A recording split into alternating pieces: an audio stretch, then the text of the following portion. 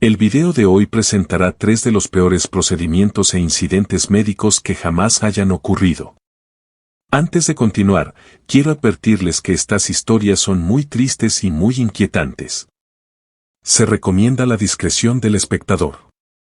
En el año 2000, Donald Church fue al médico y recibió un diagnóstico terrible.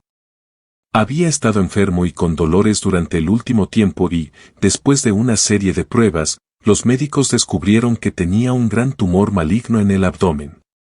Afortunadamente, aunque el tumor era canceroso, se encontraba en una etapa en la que era operable. Entonces, a pesar de que todavía era un diagnóstico aterrador, las posibilidades de tratamiento eran buenas. Donald tenía programada una cirugía para extirpar el tumor y luego, en junio del año 2000, llegó al centro médico de la Universidad de Washington. En el hospital, lo anestesiaron y luego los médicos comenzaron a trabajar para extirpar el gran tumor. Por lo grande que era y su ubicación, también tuvieron que extirparle el apéndice y parte del intestino grueso junto con el tumor. La cirugía finalmente fue un éxito y se extirpó el tumor. Pero luego, después de que Donald se despertó, sintió un dolor inmenso. Inicialmente, pensó que esto era normal ya que se trataba de una cirugía mayor y de todos modos tendría que pasar la siguiente semana en el hospital para ser monitoreado y recuperarse, por lo que tuvo mucho tiempo para descansar y no moverse mucho. Pero al final de la semana el dolor no había disminuido en absoluto. Era insoportable caminar, agacharse e incluso ir al baño. Sus cirujanos le aseguraron una vez más que se trataba de una cirugía importante, no es infrecuente un dolor significativo incluso después de una semana. Luego, una semana después de la cirugía, le dieron el alta del hospital y se fue a casa, pero el dolor era aún peor ahora que se movía. Cualquier movimiento era casi insoportablemente doloroso. No podía defecar durante días seguidos y, a veces, sentía un extraño bulto en el abdomen, como si la hinchazón empeorara. Y el dolor pareció moverse. A veces lo sentía en el estómago y otras veces más cerca de su pecho. El dolor llegó a ser tan intenso que a veces simplemente se recostaba en el suelo del baño, sollozando. Con el tiempo, empezó a pensar que literalmente se estaba muriendo. El dolor era tan intenso. Un par de semanas después de la cirugía, pudo regresar a su trabajo en el mantenimiento de edificios. Pero cuando volvió a trabajar, estaba casi completamente incapaz de trabajar y, sobre todo, incapaz de hacer nada pesado. En su chequeo postoperatorio de 30 días, le dijo al cirujano cuánto dolor sentía, pero por alguna razón, no entendían bien la gravedad. Le aseguraron una vez más que esto era totalmente normal debido a lo extensa que fue la cirugía. Pero esto no era normal, los cirujanos habían cometido un gran error. Pasaron un par de semanas más y Donald todavía sentía un dolor insoportable en casi todos los momentos del día. Finalmente, 3 semanas después del chequeo postoperatorio, su esposa y su madre lo convencieron de que necesitaba una segunda opinión, por lo que llamó a su médico de cabecera y programó una cita. Cuando fue al consultorio del médico, este realmente palpó el área y notó un bulto preocupante en el abdomen de Donald. Luego, el médico lo envió a hacerse radiografías y, he aquí, la radiografía reveló que Donald tenía un retractor de metal de 33 centímetros, 13 pulgadas, de largo dentro de su abdomen que quedó allí durante la cirugía. El dolor que sintió fue el instrumento que se movía hacia adelante y hacia atrás en su abdomen, a veces causando dolor en su estómago y otras veces en su pecho. El bulto que sintió fue el instrumento que literalmente empujaba contra su piel desde adentro. Ahora bien, quizás te preguntes cómo es posible que algo tan grande se haya perdido en primer lugar, o por qué no existía ningún procedimiento para comprobar algo así. Bueno, aparentemente existe un procedimiento para contar y verificar todos los instrumentos más pequeños para evitar que suceda algo como esto. Pero no había nada preparado para instrumentos más grandes, simplemente porque nadie pensó que algo de más de un pie de largo pudiera perderse durante una cirugía. Mientras los cirujanos realizaban la cirugía, el retractor fue colocado de tal manera que en algún momento se deslizó dentro de su abdomen y luego se perdió de vista. Después de que le quitaron todo lo que necesitaban quitar, le volvieron a coser a Donald con el retractor de 13 pulgadas de largo todavía dentro de su cuerpo. Tras este descubrimiento, Donald quedó en shock. En realidad no estaba enojado, se sintió aliviado. Sinceramente había creído que se estaba muriendo, por lo que encontrar la causa raíz de todo su dolor corroboró todo lo que había estado sintiendo durante los últimos 2 meses. Unos días después de la radiografía, regresó al hospital y finalmente le quitaron el retractor de 13 pulgadas de su cuerpo. El hospital y el equipo operativo asumirían toda la responsabilidad por el error, y Donald recibió $97,000 en daños y perjuicios por su sufrimiento. También después del error, se promulgaron nuevas políticas para contar todos los instrumentos, incluidos los más grandes, para garantizar que nada como esto volviera a suceder. Y aunque fue una experiencia horrible para Donald, esta política se ha adoptado lentamente en todo el país para reducir la probabilidad de que le suceda a alguien más. Hasta 2011, Japón recibía el 30% de toda su electricidad de energía nuclear. En 2011, un terremoto y posterior tsunami sacudieron la región costera de Fukushima. Estos dos en combinación dañaron una planta de energía nuclear en el área, lo que finalmente condujo al segundo peor desastre nuclear desde el desastre de Chernóbil en 1986. Después de este evento, la dependencia de Japón de la energía nuclear disminuyó significativamente. Y aunque Fukushima fue el peor desastre nuclear en la historia de Japón, hubo otros 2 a finales de los años 90 que resultaron en uno de los peores incidentes médicos de la historia. El primero fue un accidente relativamente menor ocurrido en 1997 en la planta nuclear de TKI. Los residuos de estas centrales eléctricas se encierran en asfalto para su almacenamiento. Y el 11 de marzo, la planta estaba probando una nueva mezcla asfáltica. La nueva mezcla provocó una reacción química con el producto de desecho que luego se incendió y se extendió rápidamente por toda la planta. Los trabajadores en el lugar no pudieron apagar el incendio y luego fueron obligados a salir por las alarmas de incendio y radiación. Los gases dentro del edificio finalmente se acumularon hasta el punto de que las ventanas explotaron, provocando que el humo y la radiación escaparan al área circundante. Al final, 37 de los trabajadores estuvieron expuestos a trazas de radiación y también se detectaron trazas en los alrededores. Luego, en 1999, a unas 4 millas, 6,4 kilómetros, de la planta nuclear de TKI en una planta de enriquecimiento de combustible, hubo un segundo accidente, más grave. El 30 de septiembre, 3 técnicos estaban siguiendo rápidamente algunos de los pasos de conversión de combustible para cumplir con la próxima fecha límite de envío. Este era el primer lote de combustible que la planta necesitaba en 3 años y la planta no había realizado ninguna capacitación adicional ni ninguna calificación requerida para que sus técnicos completaran el proceso. Además, para ahorrar tiempo, los técnicos mezclaban los productos químicos manualmente en cubos de acero inoxidable. Seguían las directrices marcadas por la central, pero no sabían que este procedimiento manual no había sido aprobado por el Consejo de Seguridad Nuclear. Si hubieran seguido el procedimiento adecuado, los productos químicos primero se habrían almacenado dentro de un tanque de compensación y luego se habrían bombeado gradualmente en incrementos. Como lo estaban haciendo a mano, se saltaron ese paso y en su lugar agregaron 7 veces la masa legal de químicos en el siguiente tanque. A las 10:35, cuando añadieron el 7º cubo, la mezcla de uranio alcanzó la masa crítica, que es la cantidad mínima de material necesaria para iniciar una reacción nuclear en cadena. Esta reacción en cadena emitió una intensa radiación gamma y de neutrones directamente hacia los 3 técnicos que estaban cerca. Un trabajador estaba sentado en un escritorio a unos 4 metros, 13 pies, de distancia.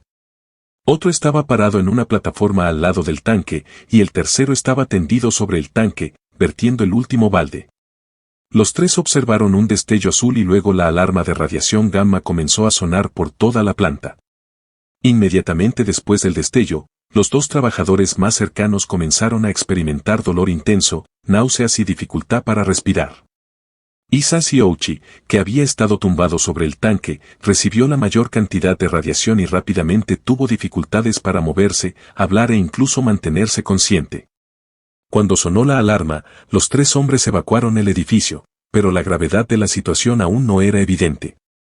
Después de salir del edificio, otro trabajador vio el mal estado en el que se encontraban y llamó a una ambulancia. Los 3 hombres fueron escoltados a un hospital cercano, y allí es donde pronto se materializarían los terribles acontecimientos. El sievert es la unidad de medida utilizada para describir el efecto de la radiación en el cuerpo humano. La exposición a un sievert conlleva una probabilidad adicional del 5,5% de desarrollar cáncer en algún momento durante la vida de la persona expuesta. Un sievert es también la cantidad máxima a la que puede estar expuesto un astronauta de la NASA durante toda su carrera. A modo de contexto, los asistentes de vuelo reciben aproximadamente 1/1000 de esa cantidad anualmente en altitud de crucero. Una sola tomografía computarizada de cuerpo completo es aproximadamente 30 veces lo que recibe un asistente de vuelo, pero aún es menos de 1/20 de un solo sievert. En la escala superior, de 4 a 5 sieverts se considera una dosis mortal si se recibe en un corto periodo de tiempo. El técnico que estaba sentado a un escritorio a 4 metros de distancia recibió una dosis de 3 sieverts. El técnico que estaba en la plataforma recibió una dosis de 10 sieverts. Y Hisashi Ouchi, que estaba sobre el tanque, recibió una dosis de 17 sieverts. Hisashi ya había vomitado violentamente y se había desmayado antes de llegar al hospital. Cuando la ambulancia llegó al hospital, las quemaduras por radiación se habían hecho visibles en todo su cuerpo y sus ojos sangraban. Cuando los médicos le tomaron sangre, descubrieron que casi no le quedaban glóbulos blancos, lo que significa que casi no tenía respuesta inmune. Los médicos lo trasladaron a una zona especial del hospital para prevenir infecciones y evaluar los daños en el resto de su cuerpo. Unos días más tarde, lo trasladaron al hospital de la Universidad de Tokio con la esperanza de que unos revolucionarios trasplantes de células madre pudieran regenerar parte del tejido perdido. La exposición a altas dosis de radiación es particularmente insidiosa porque causa daño al ADN. El ADN es el conjunto de instrucciones que utilizan las células para replicarse y, por lo tanto, si se daña, las células ya no podrán replicarse. Por ejemplo, las células de la piel mueren constantemente y son reemplazadas por células nuevas. Debido a que Hisashi había recibido tanta radiación, su piel no pudo regenerarse, por lo que su primera semana en cuidados intensivos involucró innumerables injertos de piel para tratar de reemplazar la piel que su cuerpo no pudo.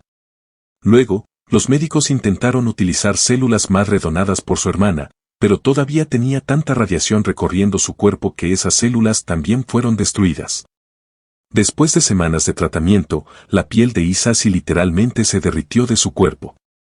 Durante este tiempo, Hisashi sufrió un inmenso dolor y sufrimiento, pero por deseo de su familia, los tratamientos continuaron. Incluso gritaba que ya no podía más y que ya no era un conejillo de indias para estos tratamientos experimentales. El día 59 en el hospital, Hisashi sufrió su primer ataque cardíaco, nuevamente, a pesar de que en ese momento estaba claro que la radiación no era tratable. Su familia insistió en que los médicos lo reanimaran. Durante las siguientes semanas, sufrió insuficiencia orgánica múltiple y daño cerebral cada vez que lo revivían de un ataque cardíaco. En un momento dado, sufriría 3 infartos en una sola hora. Finalmente, después de 83 días de sufrimiento, Hisashi murió de un último ataque cardíaco irrecuperable. Su compañero de trabajo que había estado de pie en la plataforma moriría varios meses después de una batalla de 7 meses. Y el técnico sentado en el escritorio fue dado de alta del hospital con una enfermedad leve por radiación después de un par de meses. La familia Canary de Estados Unidos es casi como la familia real de Inglaterra. Más de una docena de miembros de la familia Canary han estado activos en la política, el entretenimiento y los negocios durante más de un siglo. Y aunque el expresidente John F. Kennedy es el miembro más reconocible de esta familia pseudo-real, los Canary eran famosos mucho antes de que él fuera elegido. El padre de JFK, Joe, era un exitoso hombre de negocios en Boston y su padre, Patrick, fue elegido para un cargo público en Massachusetts allá por 1884. JFK fue en realidad uno de 9 hijos, 3 de los cuales se dedicarían más tarde a la política, pero la historia trata sobre su hermana menor menos conocida, Rosemary Kennedy. Nacida el 13 de septiembre de 1918, Rosemary fue la tercera hija mayor y la primera niña de Joe y Rose Canary. Durante su nacimiento, el médico no estuvo disponible de inmediato porque estaba lidiando con un brote de gripe española, por lo que la enfermera del personal le indicó a Rose que mantuviera las piernas cerradas, e incluso llegó a empujar físicamente la cabeza del bebé hacia atrás. En el canal del parto durante 2 horas.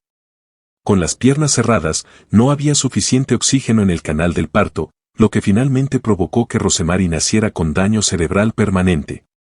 Esto no quedó claro de inmediato hasta que Rosemary comenzó a mostrar signos de retraso en el desarrollo. A diferencia de sus 2 hermanos mayores sanos, Rosemary todavía tenía problemas para sentarse y gatear a los 2 años. Esto llevó a sus padres a llevarla a varios especialistas que relacionarían su parto fallido con sus discapacidades. En aquella época, las discapacidades y, especialmente, las enfermedades mentales estaban muy estigmatizadas. Para mantener intacta su reputación, decidieron mantener en secreto la condición de Rosemary.